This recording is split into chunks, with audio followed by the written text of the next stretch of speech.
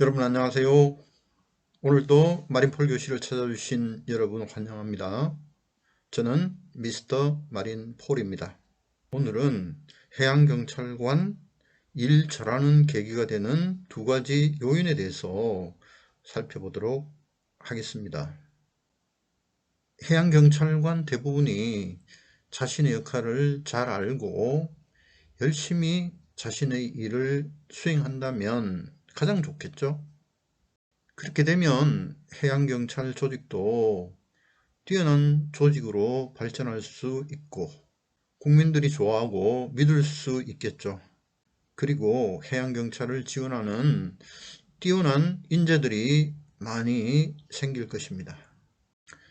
해양경찰이 열심히 일할 수 있는 두 가지 요인으로 작용하는 것은 과연 무엇일까요? 그것을 어떤 방법이나 기술보다는 그 계기를 마련해주는 두 가지 주체로 나누어 한번 살펴볼 수 있겠습니다. 그 첫 번째는 그 일을 하는 해양경찰관 개개인의 영역입니다.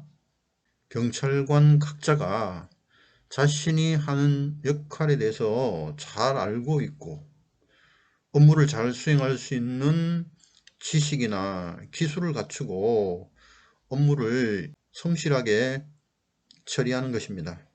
아주 어렸을 때부터 해양경찰이 되려고 꿈을 꾸고 있는 사람도 있습니다. 그 사람은 해양경찰에 관련된 여러 가지 지식을 스스로 습득하고 공부하는 자세를 가지고 있고 또 자신이 필요한 해양계 계통의 학교에 진학하기도 합니다. 그것은 자기 자신의 꿈을 이루기 위한 선택이죠. 그들은 해양경찰이 되기 전부터 미리 준비를 아주 많이 한 사람들이죠. 또 어떤 사람은 해양경찰이 무엇인지 모르고 들어오는 사람도 있죠. 그런 사람들은 이제 그때부터 해양경찰에 대해서 배우게 되는 것이죠. 자, 해양경찰 시험에 합격하고 난 후에 해양경찰 교육원에서 교육을 받게 되죠. 그런 과정을 거치면서 업무나 업무에 관련된 지식 또는 업무를 어떻게 수행해야 될지 거기에 필요한 기술들을 배워 나가겠죠. 그런 것들이 모여서 전문성이 형성이 되는 것입니다. 거기에다가 저번 시간에 제가 말씀드린 해양경찰의 정신, 업무를 수행하는 데 필요한 태도나 자세들을 터득해서 전문성과 잘 합쳐진다면 해양경찰관으로서 좋은 자세를 가진 사람이 될 수 있겠습니다. 해양경찰이 업무를 잘할 수 있는 계기가 되는 그 두 번째는 바로 부서장이 됩니다. 부서장의 종류에는 여러 가지가 있죠. 작은 부서에서부터 큰 부서에 이르기까지 부서에 책임을 지고 있고 같이 일하는 직원들을 이끌어 나가는 역할을 해야 될 사람들입니다. 이 부서장의 역할은 한마디로 리더의 역할을 하는 것입니다. 여기서 필요한 것이 바로 해양 리더십, 해양경찰관의 리더십입니다. 제가 2018년에 꿈꾸는 자의 해양 리더십이라는 책을 하나 저술을 했습니다. 그 안에 이런 내용들이 들어 있습니다만 여기에서 그 내용들을 한번 풀어보도록 하겠습니다. 해양 리더십이라는 것은 해양을 근무 환경으로 일하는 사람들, 그 사람들에게 리더가 일을 잘할 수 있게끔 어떤 영향력을 행사하는 것이죠. 그래서 결과적으로 그 조직이 일을 잘하게 되는 결과를 가져오게 하는 것입니다. 리더십이라는 것을 배우지 않고 계급만 올라가서 어떤 높은 자리에 앉게 된다면 리더십은 저절로 생길 수 있을까요? 어떻게 생각하십니까? 리더의 역할이 무엇인지, 리더십이 무엇인지를 정확하게 알지 못하고 있는 사람들에게 그들이 생각하고 있는 그 개념과 실제로 리더십이 무엇인지를 서로 비교해 가면서 설명을 드려 보려고 합니다. 아주 기본이 되는 내용이지만 이 내용만 잘 알고 있어도 리더가 어떤 방향으로 조직을 이끌어 나갈지에 대해서 깨우칠 수 있을 것이라 생각을 합니다. 많은 사람들이 리더십과 혼동하고 있는 개념이 있습니다. 그것은 바로 헤드십이라고 하는 개념인데요. 헤드십에서 헤드라는 것은 사람의 머리 부분 아닙니까? 제일 위쪽이라는 것이죠. 그러니까 어떤 조직에서 가장 높은 곳에 앉아 있는 사람을 비유한 것이다, 이렇게 보시면 됩니다. 자, 이것을 직권력이라고 하기도 합니다. 그것과 리더십을 비교를 해 보도록 하겠습니다. 첫 번째, 헤드십이라는 것은 공식적인 지위에 따른 권위입니다. 그런 반면에 리더십은 리더 자신에게서 나오는 권위입니다. 공문상으로 그 사람을 그 자리에 앉힌 것이죠. 예를 들어서 1월 1일부터 12월 31일까지 어떠한 자리에 그 사람을 앉혔다면, 예를 들어서 서장으로 보임을 했다면 그 전에는 리더십이 있었습니까? 또 그 기간이 지나가도 리더십이 계속 남아 있습니까? 공식적으로 그 사람에게 그러한 지위나 직책을 주었다는 것은 그 기간이 지나가면 한마디로 유효기간이 만료되는 것이죠. 서장으로서의 기간이 만료됐는데도 그 사람이 계속해서 리더십을 발휘할 수 있습니까? 있다면 그 사람은 리더십이 있는 사람이죠.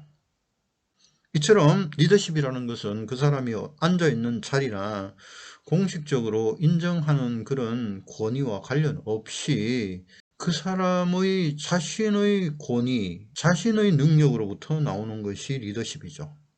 어떤 자리를 물러나도 그 사람에게는 리더십이라는 자질이 계속 있는 것입니다.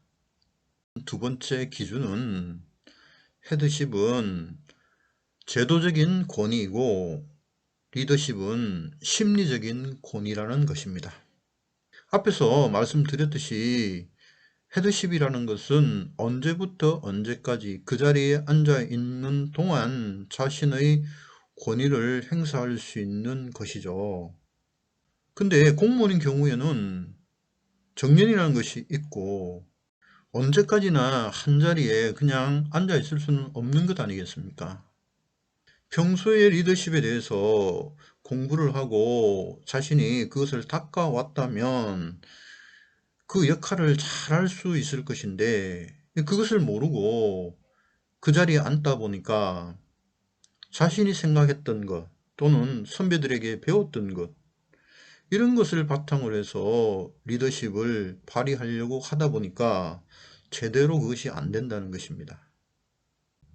자신이 지휘관이나 아니면 부서장으로서 앉아있는 그 공식적인 기간, 그 기간이 지나면 어떤 마음이 들까요? 아마 곧 이 자리에 떠나게 되면 이제 힘이 없어지는 거 아닌가? 이런 생각이 들지 않을까요? 그렇지만 리더십은요, 심리적인 권위입니다. 항상 나는 리더로서의 역할을 할 수 있다는 그런 자신감이 있는 것이죠. 바로 그것은 리더십이 무엇인지 평소에 잘 알고 그것을 닦아왔다는 것입니다. 헤드십과 리더십을 비교하는 마지막 기준입니다. 그 리더와 같이 일을 하는 구성원의 입장에서 한번 살펴보도록 하겠습니다. 헤드십의 경우에는 구성원들에게 어떤 지시나 명령을 했을 때 그 구성원들이 자발적으로 그것을 따르려고 하지 않는 측면이 있습니다.